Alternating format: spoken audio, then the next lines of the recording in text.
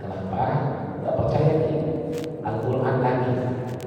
Ala innahum humul mufsiduna walakin la yashurun. Kata Allah, ini pengumuman ini, ayat ini pengumuman. Ketahuilah wahai hambaku, manusia sendiri yang merusak bumi, akan tetapi manusia tidak menyadari perbuatannya. Jadi saya sebutkan sebabnya. Satu, ini sebab-sebab ini. Tanah serapan di kota Makassar Pak sudah di bawah 50%. Saya ulangnya, tanah serapan di kota Makassar sudah di bawah 50%. Ya, saya dapat kemarin dari BMKG, ternyata kebutuhan Makassar misalnya 100, yang ada cuma 35. Itu yang pertama. Jadi hampir semua tanah buat bangunan, tidak ada tanah serapan.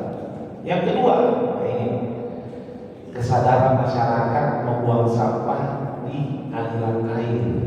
Nanti mana saja. Nah kalau saya Pak perhatikan, malah tambah hujan, tambah semangat buat sampah. Apa bilang? Tak karena musim. Ya, dan itu terbukti Pak. Peningkatan sampah disalurkan itu meningkat karena hujan. Ini, padahal ya, alhamdulillah dari itu perbuatan dolim. Yang ketiga, jalannya air diganggu sama manusia. Maksudnya apa? Aliran air yang semestinya air mengalir juga dijadikan bangunan, sehingga kapan-kapan Pak ciptaan Allah dengan lurirnya ini makin resikonya. Ingat ya, tidak pernah Allah ciptakan apapun berantakan jalannya, tidak pernah.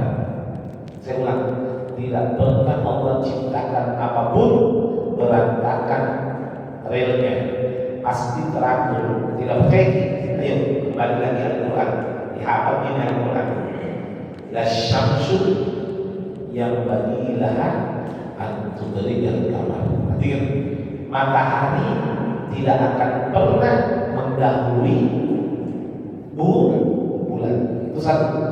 Walau sabiqun nahar, bulan tidak akan pernah mendahului matahari.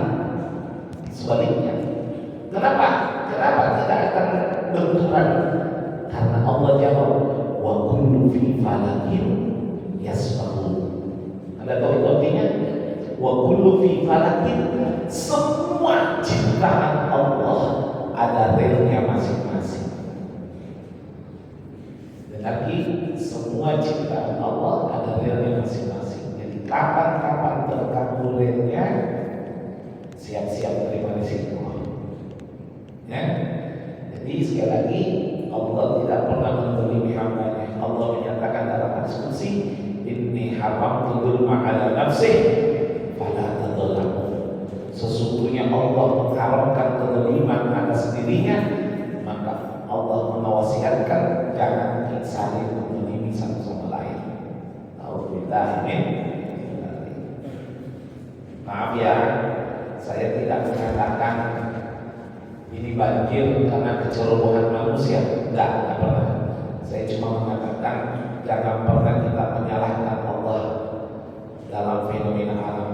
Ya, jangan pernah, karena itu semua Allah sudah sangat indah menciptakan ini alam. Ya, mudah-mudahan Allah mengakhiri banjir di mana pun berada, termasuk lalu yang dari malam baru besar. Saya tidak jadi ke Pare-Pare karena baru juga tergenang banjir. Mudah-mudahan insyaallah negara kita diberikan di bala. Amin ya rabbal alamin. Salawat serta salam terus tercurahkan atas baginda Nabi besar Muhammad sallallahu alaihi wasallam. Pada kesempatan kali ini saya penasaran melihat reaksi umat terhadap peristiwa viral. Mestinya kalau musim hujan itu yang enak cerita sarapan, ya minimal di panas. Tapi kenapa musim hujan ini lebih terkenal ke SD? Nah, sampai situ saja dulu. Saya tidak pernah mau menyebut nama, dengar baik-baik. Saya tidak pernah membela yang menghina penjual SD. Dengar ini. Sekali lagi saya pertegas, saya tidak pernah mau membela yang menghina penjual SD. Tidak pernah. Saya cuma mau menyelamatkan umat. Bagaimana menyikapi kalau lihat kemungkaran atau perbuatan yang memalukan dalam pandangan Islam. Ingat ya, ini sikap ini. Saya membahas ini sikap, bukan membahas ghibah. Wallahi, ya, saya tidak lebih baik daripada yang kita bahas. Jelas sampai sini? Kita lanjut. Di dalam kitab Bidayatul Hidayah atau kitab Ihya Ulumuddin dijelaskan al-adabu bi ru'yatil ma'siyah al-fasiqah fa'alaikum thalathah. Etika, saya perjelas, etika atau tata cara atau sebatasnya yang dilakukan jika melihat kemungkaran atau satu bentuk kefasikan, maka lakukanlah 3 perkara. Ini 3 ini. Kalau Anda melakukan 3 ini, aman dari dosa. Ya, jangan sampai kita yang berkomentar lebih banyak dosanya daripada yang menghina. Bisa saya jelaskan. Ya, ini. Apalagi sebenarnya Pak, minta maaf, kita ini aneh umat Islam. Giliran tokoh agama bermaksiat, tokoh agama melakukan hal-hal aneh yang memalukan Islam, adalah umat Islam sendiri yang isi viral. Padahal tokoh-tokoh agama non-Islam, maaf, tidak sedikit tokoh agama menghamili sesamanya di tempat ibadahnya, tapi tidak diviralkan, ditutup. Giliran tokoh agama Muslim dibesar-besarkan itu berita, ya, dibesar-besarkan itu berita. Ini kita harus bijaksana, jangan ikut merusak Islam, karena menyebarkan berarti Anda secara tidak langsung mempermalukan Islam, walaupun itu oknum. Ya, ini berarti gitu. Nah, saya juga heran ini melihat Indonesia ini aneh tapi nyata. Tadi 3 hari yang lalu ada 11 aplikasi yang dianggap mencuri data. 11 aplikasi yang dianggap mencuri data, ternyata 7 diantaranya aplikasi Adzan, Quran, dan lain sebagainya. Kenapa itu yang dibahas? Kenapa itu yang menjadi trending? Kenapa bukan judi online? Ya, ini yang perlu kita bijaksana, Pak. Islam ini kewajiban kita untuk mengharumkan namanya, dan kewajiban kita menjaga dari orang-orang yang cenderung mau merusak Islam. Nah, ini ayo kita bahas. Apa saja etika kalau melihat maksiat? Ada 3. 1, fa'alaikum bid-du'a. Maka sepantasnya kita mendoakan orang yang melakukan maksiat. Habib, apakah tidak diberantas? Diberantas bagi orang yang mampu. Kalau tidak mampu, kita ini yang hadir di masjid kan termasuk hamba yang belum dikasih kemampuan memberantas maksiat. Maaf ini contoh Nusantara, kita mau tutup, tidak ada wewenang. Yang punya wewenang para pemimpin, para pejabat. Dan alhamdulillah lisan saya sudah menyampaikan. Nabi itu mengajarkan begini, maaf ya, Nabi mengajarkan man ra'a minkum munkaran, siapa yang lihat kemungkaran falyughayyirhu biyadihi, wajib merubah dengan tangannya kalau mampu. Siapa itu? Wali kota, gubernur. Kenapa saya bilang begitu? Karena terbukti wali kota Wismawati Surabaya, wali kota Surabaya, mantan wali kota Surabaya, dan juga mantan menteri sosial. Saya tidak membahas asal partainya, saya membahas statusnya wali kota Surabaya. Perempuan, pendek, lemah, kan perempuan lemah, berhasil menutup tempat pelacuran terbesar di Asia Tenggara, namanya Doli. Itu terbukti terbesar di Asia Tenggara. Masa wali kota Makassar misalnya yang sudah beberapa periode berganti-ganti itu wali kota, kekar semua badannya, lalu kalau bicara tidak bisa menutup pelacuran kecil seperti Nusantara. Minta maaf ini, ya kan? Nah, alhamdulillah saya selaku ulama sudah melaksanakan kewajiban. Saya ulang ya, saya selaku ulama sudah melaksanakan kewajiban. Tapi ini saya ceritakan kisah nyata. Silahkan kalau ada yang mau merekam, dan ini fakta. Ini fakta. Saya waktu itu duduk bersama pejabat-pejabat publik seperti Gubernur Pak Syahrul Yassin Limpo waktu itu, Agus Harimurti Yudhoyono waktu itu, Andi Matalata, Kejaksaan Tinggi Provinsi Pak Kohar, Kapolda waktu itu Burhanuddin Andi, Pangdam waktu itu Agus Harimurti Agus Suryabakti, wali kota waktu itu masa jabatan pertama Pak Dhani Ramdan Pamanto.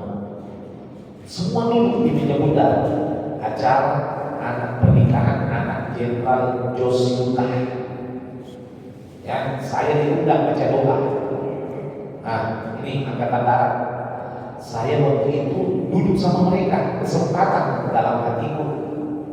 Para pemimpin Jaya kan kami duduk di situ, kesempatan belum pernah duduk sama mereka. Sampai kami, Pak, kenapa itu Nusantara tidak bisa tertutup? Waktu itu hangat-hangatnya pembahasan Risma menutup Doli. Kenapa tidak bisa ditutup Nusantara? Yang jawab Pak bukan wali kota, yang jawab Bapak Andi Matalata. Habib tahu Habib, pajak tertinggi setelah bandara Nusantara. Lalu apa jawabannya Pak Kejaksaan Tinggi? Bib, seandainya bukan di Ustaz, mungkin apa yang di wali kota. Apa menjawabnya Pak? Minta maaf Pak Kejati, jangan kau penjara neraka yang tidak kutakuti. Yang kutakuti saya murkanya Allah. Karena neraka itu tidak membakar di manusia, tapi yang bakar manusia murkanya Allah.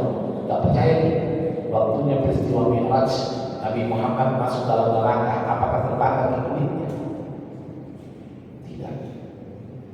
Yang bakar, yang buat neraka itu membakar kalau Allah murka. Jadi yang kutakuti saya bukan neraka. Neraka itu ciptaan makhluk. Yang kutakuti yang menciptakan neraka itu Allah. Kalau ada orang mengatakan doa, nas'aluka ridhaka wal jannah wa na'udzubika min syarrika wan nar. Wan nar itu maksudnya apa? Wan nar itu ghadabu rabbi, murkanya Allah, bukan nerakanya. Kalau Anda paham dalam tafsir, paham ya? Saya jelaskan begitu. Tapi apa aku sampaikan ini? Wallahi, satu yang berzina di Nusantara ditransfer pahalanya, dosanya sama yang menjalankan Nusantara. Itu saya sampaikan. Sudah saya sampaikan, mau berubah tidak terserah. Kewajiban untuk menyampaikan. Karena kenapa? Kalau tidak mampu dirubah dengan tangan, kata Nabi, fa'in lam yastati', kalau tidak mampu dengan tangan, familisani dengan lisan. Makanya saya jadi orang tabi tidak pernah diundang di balai kota sampai sekarang. Tidak pernah diundang. Padahal tabi-tabi kami kalau betul pengibadahnya langsung nangkap, wasapanya langsung jawab. Tapi tidak pernah diundang di balai kota. Nggak tahu bahaya. Jadi lawan sudah diundang ini. Ya, jadi Allah, masalahnya begini Pak. Kalau turun musibah di Makassar, negatif. Kalau turun musibah di Makassar, yang kena itu bukan yang berzina, semua. Sekarang saya kasih gambaran, nonton televisi. Ada semut gigi kak, yang gigi kak satu, ambil kak satu, yang satu yang mana? Semuanya, bukan yang menggigit, semuanya itulah bala, musibah. Man ra'amil kalau fakir dia wajib. Kalau tidak biasa kami lisan, kalau tidak mampu lisan. Itu tugasnya ulama. Tugasnya ulama. Jadi kalau ada ulama takut bicara, bukan ulama itu penjual agama, ada sebabnya. Karena menjilat kiri kanan, Allah yang bilamin. Tidak bisa ulama harus berani. Dari zaman Belanda Pak, yang dipenjara itu ulama. Karena ulama yang benar berani menegur kemungkaran. Jelas ya sini.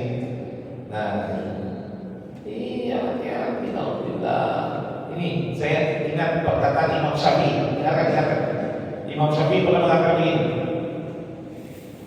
Qalamul umara asyaddu min sayfis suhada. Dengar ini. Tintanya, pulpennya para pejabat. Dengar ini. Pulpennya para pejabat itu lebih hebat daripada pedangnya orang yang berjuang di jalan Allah, daripada pedangnya para mujahid. Kenapa? Tapi seandainya kita semua bergabung 1000 orang bawa pedang ke Nusantara, kira-kira tak butuh di Nusantara? Nah kasih turunkan satu truk saja tentara tak usia ini. Tapi kalau tintanya oleh kau tanda tangan tutup Nusantara, kita tutup nasi. Jadi itu tintanya pejabat lebih tajam dan pedangnya para mujahid. Makanya kita disuruh pilih pemimpin hati-hati. Karena itu pulpen itu bahaya. Ya, alhamdulillah min balik Allah karim. Itu. Yang berikutnya, kalau tidak mampu dengan lisan, tapi lebih baik doa dengan doa. Contoh, kita melihat ustaz penceramah katanya penceramah mencaci penjual SD, tidak mampu nasihati, tidak mampu tegur, maka gantilah dengan doa. Ya Allah, mudah-mudahan pelaku diberikan kesadaran untuk berakhlak mulia, supaya betul katanya baik, anugerahkan kesadaran karena membawa nama Islam. Itu didoakan.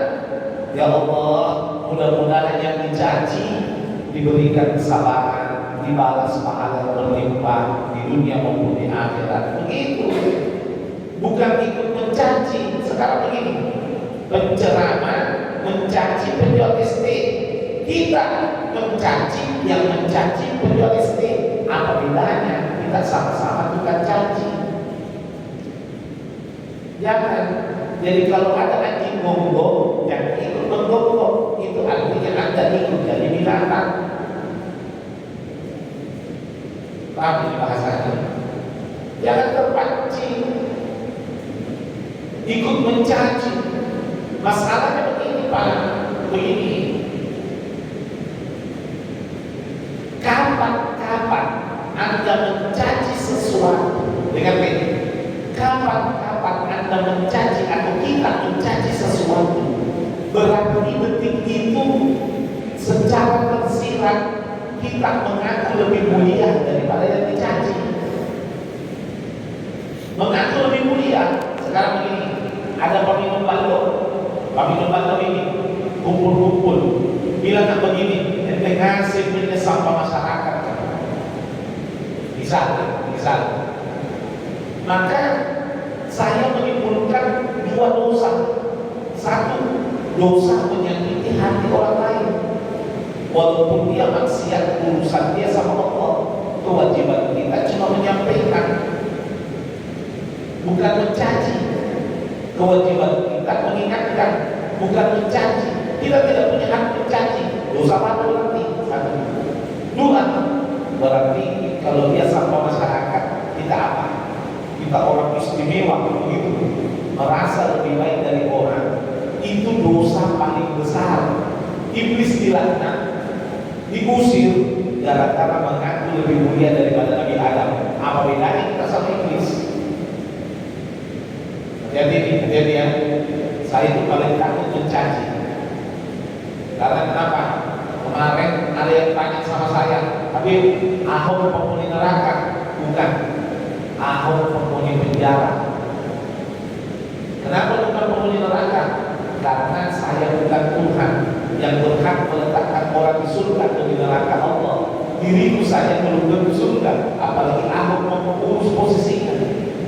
Siapa tahu Ahok dapat hidayah, membela agama Allah, beribadah 2 jam saja masuk Islam, mati masuk surga. Kita yang Islam belum tentu iman kita husnul khotimah. Berarti Islam itu Pak bukan ajaran mencaci. Bagaimana jeleknya Abu Jahal? Sekarang saya mau tanya, siapa musuhnya Nabi? Abu Jahal. Bagaimana jeleknya Abu Jahal? Nabi tidak pernah mencaci Abu Jahal. Pernah ada sahabat Mu'adz bin Jabal mencaci Abu Jahal, menghina Abu Jahal. Apa kata Nabi? Ya Mu'adz, apakah cacianmu itu menghasilkan pahala? Coba lihat, apakah cacianmu itu menghasilkan pahala? Kata Nabi, jangan mencaci orang yang sudah mati, nanti menyakitkan hatinya orang yang masih hidup, yaitu keluarganya Abu Jahal yang sebagian besar masuk Islam. Bagaimana Nabi ajarkan? Bukan untuk mencaci, tidak ada Pak. Saya tidak pernah dapat hadis Nabi mencaci Fir'aun, tidak pernah. Nabi mencaci Qarun, tidak pernah. Padahal dalam Al-Quran sendiri menceritakan fakta keberadaannya Fir'aun dan Qarun, tapi Nabi tidak pernah mencaci. Begitu. Ya, subhanallah.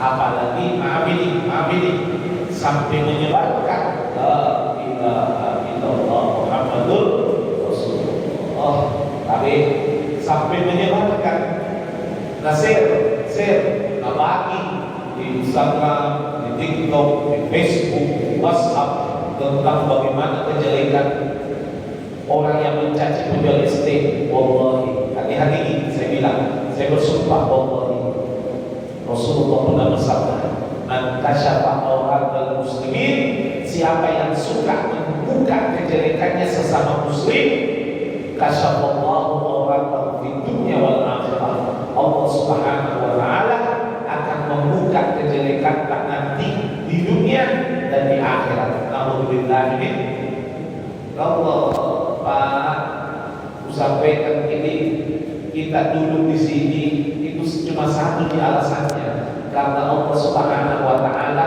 masih maha dan selalu maha baik menutupi kejelekanku, masih mau menutupi kejelekanku. Kalau tak buka ini kejelekanku di depan, tak usia timbulan banyak kejelekanku. Cuma Allah maha baik dan tutupi karena bertobat menceritanya. Kalau kita ini tidak mau kejelekan tak dibuka, dan dicoba-coba buka kejelekannya orang, hati-hati ya Allah, niscaya nanti kejelekan tak juga dibuka sama orang. Alhamdulillah. Nah, kedua, etika melihat orang melakukan maksiat, saya percepat, yaitu apa? Yaitu yang bagi alaina an-nashkurul jami'i dzalik. Sunnah bagi kita untuk mensyukuri atas peristiwa itu, Maksudnya mensyukuri bukan berarti dipajarkan. Alhamdulillah nyemantung kalinya, belum begitu. Maksudnya alhamdulillah ya Allah, bukan saya pelakunya, bukan saya yang mencaci, bukan saya yang bermaksiat, bukan saya yang keluar akhlak. Misal ada koruptor, bilang apa? Alhamdulillah bukan saya yang korupsi. Bersyukur ki. Kenapa bersyukur? Negatif. Tapi semua manusia pasti mau masuk surga, tapi tidak semua ditakdirkan masuk surga.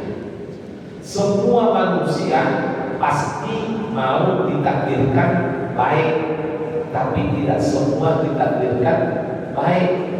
Paham maksud saya? Semua manusia pasti mau dalam keadaan baik, tapi tidak semua ditakdirkan oleh Allah dalam keadaan baik. Nah, ketika kita merasa aman atau dalam kondisi masih aman, jangan kita pujian. Dan lihat orang melakukan maksiat atau kejelekan, cepat-cepat kita bersyukur alhamdulillah, supaya itu kebaikan yang ada pada diri kita dijaga oleh Allah Subhanahu wa taala. Dijaga oleh Allah. Pernah tanya kami membalong lagi tailor tanya, saya bantah. Ya kan aku tanya, lagi kenapa ini lagi? Tak jawab, maka karena teman ada kami membalong Tuhan. Apa namanya? Kalau sadar normal minum itu balong bukan dan enak, pantas sekirasan. Tapi kenapa nak minum? Itulah haknya Allah. Haknya Allah. Inna Allah yahdi man yasha wa yudhillu man yasha.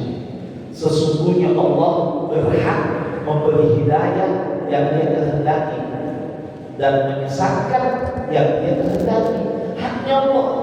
Makanya bersyukur kita dikehendaki baik. Bayangkan Pak, kita ini hukum Islamnya, kalau kena najis langsung disiram. Lihat najis, najis disiram. Ini tidak, najis karena minum. Minum itu najis. Ada tak orang mau minum najis kalau Islam? Tak mungkin. Nah, kenapa minum?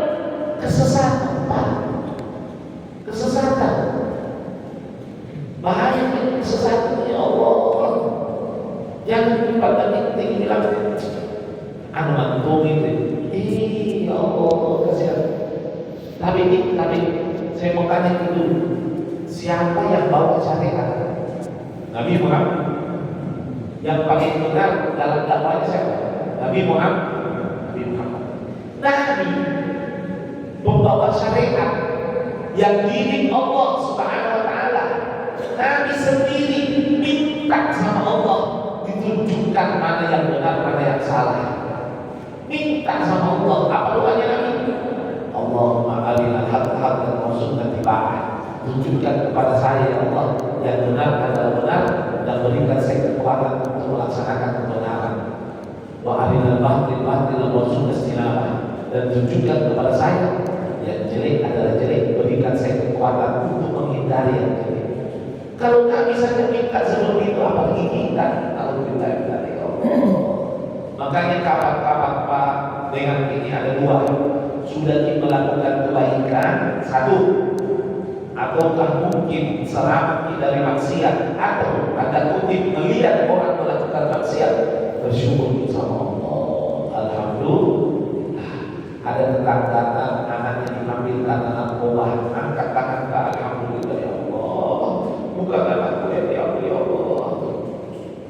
Seraya yang pertama tadi mendoakan mereka supaya cepat dilepaskan cobaannya. Jelas ya?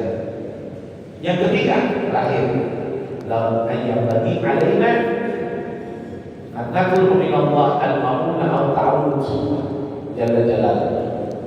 Berarti disunahkan bagi kita kalau lihat maksiat, berarti itu kiranya minta sama Allah perlindungan atau pertolongan, minimal ucapan na'udzubillahi min. Itu kan ajaran orang tua. Kalau ada maksiat minimal ucapkan na'udzubillahi min. Apa artinya? Ya Allah, hamba-Mu berlindung dari perbuatan itu. Hamba-Mu ini berlindung kepada-Mu dari perbuatan itu. Kenapa? Disuruh berdoa. Tapi ini ingat ini, tidak sedikit itu orang Pak ngalih panggilan sendiri. Dia tomni menasehati, dia tomni berlagak bersih, kemudian hari dia tomni mengalami apa yang dia komentari. Ada istilah ngalih panggilan sendiri. Kenapa? Karena najamin dirinya aman tidak melakukan hal itu. Padahal semua tidak aman. Contoh, saya kasih contoh. Apakah Anda merasa aman tidak keluar dari Islam? Jawabannya kalau saya tidak. Kenapa saya tidak merasa aman? Karena hati ini yang gerakkan bukan saya, Allah. Dengan buktinya Kiai Saifuddin Ibrahim lahir di pesantren, besar di pesantren, SD, SMP, SMA di pesantren, S1 jurusan tafsir hadis, S2 tafsir Quran, S3 filsafat. 3 anaknya semua hafal Quran sebelum 15 tahun. Pesantrennya santrinya ribuan, yang lulus setiap tahun ratusan hafal Quran. Tapi apa yang terjadi? Umur 56 tahun murtad jadi pendeta. Tak boleh merasa aman, jangan merasa aman. Tidak bakalan saya sopan, tidak bakalan saya caci penjual SD. Contoh nih, tidak mencaci penjual SD belum mencaci siapa nih? Misalnya, dari yang saya foto besok si banyak sama tukang dagang, baca cerita di mulut kan? Dari yang ini namanya apa nih istilahnya ini? Kita kalau yakin, maaf Pak ya, kita kalau yakin semua kehendak itu di tangan Allah, tidak berani macam-macam.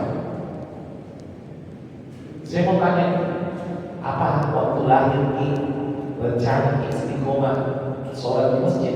Tidak pernah nih. Bila nanti kalau saya besarkan mau istiqomah terus berjamaah di masjid, tidak pernah rencana. Dan kenapa sekarang berjamaah lagi? Itu mahal itu Pak, itu takdir namanya. Mahal itu.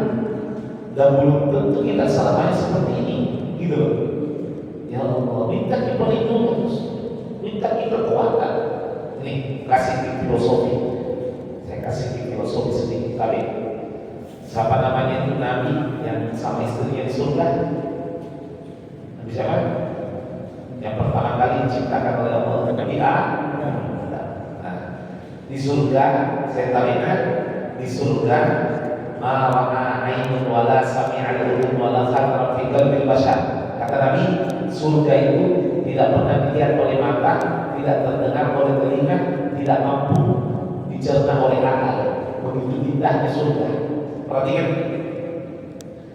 di surga ada makanan semua lengkap, minuman lengkap semua, es krim lengkap, tidak ada mixui di surga. Es krim dibayangkan saja langsung, es putar pakai tape langsung. Bisa sekali Pak, ini hadis ini. Artinya dibayangkan di BB bakar pakai minyak langsung. Anda makan bukan karena lapar, Anda minum bukan karena haus, karena kenikmatan. Ingat nih, begitu hebatnya. Anda kalau makan coto, pernah makan coto? Itu sendok pertama enak ya. Sendok kedua masih enak. Sendok ketiga pertengahan mulai hilang. Terakhir tambah hilang. Itu di dunia. Kalau di surga lagi, sendok pertama enak sekali, kedua tambah enak, ketiga tambah enak, terus. Dan tidak ada kenyang di surga. Tidak ada, karena tidak ada buang air di surga. semua makanan yang masuk jadi keringat bau kasturi. Allah kan. Sekarang saya kasih gambar sekilas saja, karena ada kitab membahas tentang surga, hadis tentang mi'raj Nabi Muhammad SAW. Namun itu tidak saya bahas dulu. Dan saya bahas Nabi Adam sama pasangan siapa? Hawa. Di surga nih ada semua makanan, ada semua minuman, buah-buahan, ada semua. Buah-buahan ada semua. Dengar nih, ada semua. Bahkan yang tidak ada di dunia ada di surga. Tapi itu Nabi Adam diamanatkan, perhatikan, satu dilarangkan. Berapa larangannya Nabi Adam? Berapa? Satu Pak. Yang dibilang dua satu. Satu dilarangkan Nabi Adam. Apa itu? Wala taqrabu hadhihi syajarah fatakuna minal khasirin. Allah berfirman, jangan kau dekati ini pohon. Kalau kau dekati, lu ikut. Gitu, celaka. Satu dilarangkan, kasar-kasarnya begini. Ya, amin. Anggaplah kita masuk surga. Allah bilang nikmati semua kecuali satu. Ya tidak bakal bisa satu. Kenapa? Ada semua yang lain. Kan gitu ya? Nah maksudnya ada semua yang lain. Kenapa butuh yang satu? Sedangkan yang lain lebih nikmat. Kan gitu ya? Tapi pertanyaan, kenapa Nabi Adam terjerumus? Padahal satu itu. Mungkin bilang Nabi Adam tidak taat sama Allah. Hati-hati. Bahaya. Nah kita di dunia makanan terbatas, minuman terbatas, buah-buahan belum tentu ada. Buah-buahan di kulkas belum miskin. Saya kulkas belum miskin. Apa botolnya itu? Tapi kan artinya serba terbatas nih. Larangan tak? Tapi minta maaf kan. Larangan tak di dunia banyak banget. Bapak-bapak. Terlalu banyak. Dilarang minum khamar, dilarang riba, dilarang judi, apalagi dilarang dia perempuan, dilarang sentuh perempuan, dilarang ini banyak sekali. Dilarang tinggalkan sholat, dilarang ini, dilarang ini. Jadi banyak sekali ya. Pertanyaannya, kenapa Nabi Adam saat dilarangkan kenikmatan lengkap gagal kita hadapi, sedangkan kita dunia serba susah, begitu banyak larangan berhasil dihadapi. Kenapa? Mungkin bilang lebih mulia dari Nabi Adam. Mungkin bilang diri tak lebih hebat dari Nabi Adam. Bukan. Allah mau perlihatkan sehebat apa Nabi Adam, selengkap apapun isi surga, tetap tidak bisa diselamatkan dirinya kalau tidak ada pertolongan dari Allah. Dan kita di dunia ini yang serba banyak musibah serta cobaan, banyak larangan berhasil kita lewati, itu semua karena la haula wala quwwata illa billah. Tidak ada daya untuk tahan, tidak ada kekuatan untuk menghindari maksiat kecuali berkat pertolongan Allah. Anda mau katakan Anda terbebas dari khamar karena Anda sendiri? Bukan. Anda terbebas dari zina karena Anda sendiri? Bukan. Anda terbebas dari ghibah karena Anda sendiri? Bukan. Wallahi karena pertolongan Allah. Karena itu jangan kamujian bilang orang yang melakukan salah lebih hina dari kita. Jangan tanamkan merasa tidak aman. Jangan sampai besok lusa saya pelaku berikutnya. Sehingga yang ada minta perlindungan. Jelas saksi. Alhamdulillah.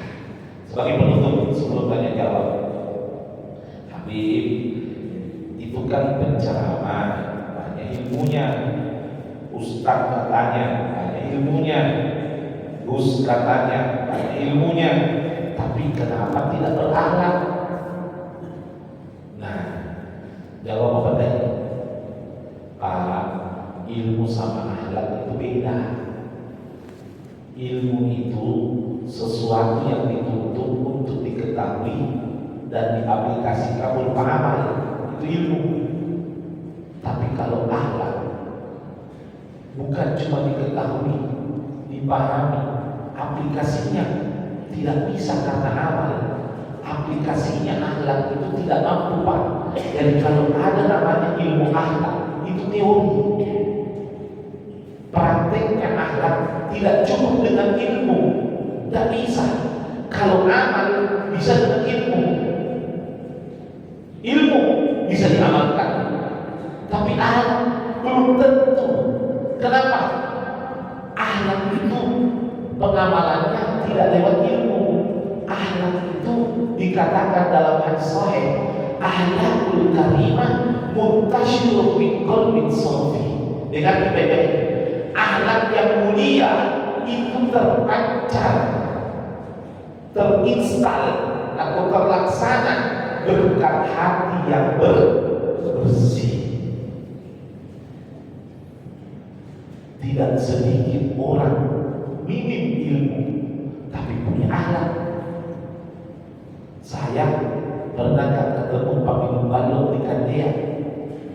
Waktu itu pergi ke takziah, parkirnya motor di luar, masuk di lorong karena mobil parkir mobil di luar, masuk di lorong kecil karena sempit, jadi terpaksa parkir di luar. Ada minum Balok. Nah dia tak pakai sumpah, nah cukup Balok. Taksi pengen, jelaskan. Jelaskan, cukup. Lewat Kak, berhenti nih. Assalamualaikum Ustaz, Assalamualaikum Ustaz. Jadi ku jawab, Waalaikumsalam. Hatiku langsung berdoa, Allahumma ahdi hidayah bil ahlakihim. Ya Allah, anugerahkan hidayah berkat akhlaknya. Coba lihat Pak Minum Balok, akhlaknya bagus. Tapi ada juga orang pakai sultan, pakai gamis, imamah ini luar biasa, menjilat kiri kanan. Anda tahu, dikatakan Imam Qurtubi, beliau mengatakan lalat di atas bangkai itu jauh lebih mulia daripada ulama yang duduk di depan pintu pejabat. Kenapa mereka mau menjilat? Karena itu tadi hatinya cinta kepada dunia, hatinya bermasalah. Habib, kenapa ada ustaz kalau ceramah ceplos menyakiti hati orang, menyinggung ini, menyinggung itu, ilmunya banyak, hatinya yang tidak terkendali. Karena ini hati Pak menggambarkan kepribadian seseorang dengan hadis ala inna fil jasadi mudghah. Ketahuilah kata Nabi, di dalam jasad kalian ada segumpal darah. Lagi kita saluhat sahih namanya. Kalau ini daging bagus, semua gerak-gerik tak bagus. Omongan sopan, pandangan terarah, pendengaran positif. Kalau hatinya bagus. Kemarin ada orang terluka, apa dia bilang? Habib, kenapa dapat banget dulu gitu? Nah tegur deh. Kalau hatiku jelek, naik emosi. Apa menjawab kalau hatiku jelek, urusanku pada tuntut gitu. Kan gitu. Tapi kalau orang hatinya baik, apa jawabannya? Dalam hatiku, ya Allah, perhatiannya luar biasa. Tidak mungkin tergulkan kalau tidak prihatin, karena orang tua bahaya. Kalau ada orang tua bilang begini, tak apa-apa ketemu yang penting sehat, nah hibur diri ini. Tidak ada orang tua sehat. Itu pengakuan Profesor Dr. Ali Meni. Tidak ada orang tua sehat. Tapi ada penyakit yang terselubung. Minta maafin, saya bukan pakai malam ini, bukan malam imam. Cuma karena kuliah teguran, bilang coba, tapi ambil positifnya. Pegang, terima kasih banyak perhatian tak doa karena bisa diet burung baik-baik. Mengerti maksudku ini? Jadi kalau jelek hati tak, rusak kok telingatan. Jelek hati tak, rusak kok penglihatan tak. Jelek hati tak, rusak juga mulut tak. Ceplas-ceplos ini dan sebagainya. Nah itu yang dikageti, banyak ustaz, banyak ilmu, asal tarif. Banyak ustaz, banyak ilmu, pilih acara, ya. Itu semua bersumber dari hati yang diciptakan oleh Allah. Karena itu kami minta perlindungan. Makanya Nabi waktunya mau berangkat ketemu Allah, apa yang dicuci? Di bedak apanya? Dadanya tahu, apanya dicuci? Hatinya. Kenapa dicuci hatinya Nabi Muhammad? Bukan dicuci, sebenarnya dibersihkan lebih bersih dari sebelumnya. Nah, kenapa? Karena supaya Nabi dari sempurna akhlaknya lebih sempurna lagi akhlaknya, karena mau menghadapi Maha Sempurna yaitu Allah Subhanahu Wa Taala. Sampai sini jelas ya. Mudah-mudahan kita dijaga oleh Allah. Mohon maaf, mungkin ada mau bertanya. Silakan. Silakan.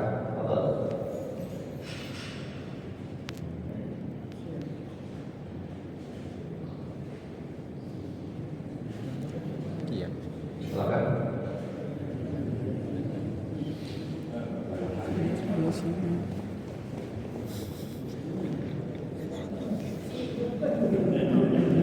Yang saya hormati Habib dan seluruh jamaah masjid yang saya hormati.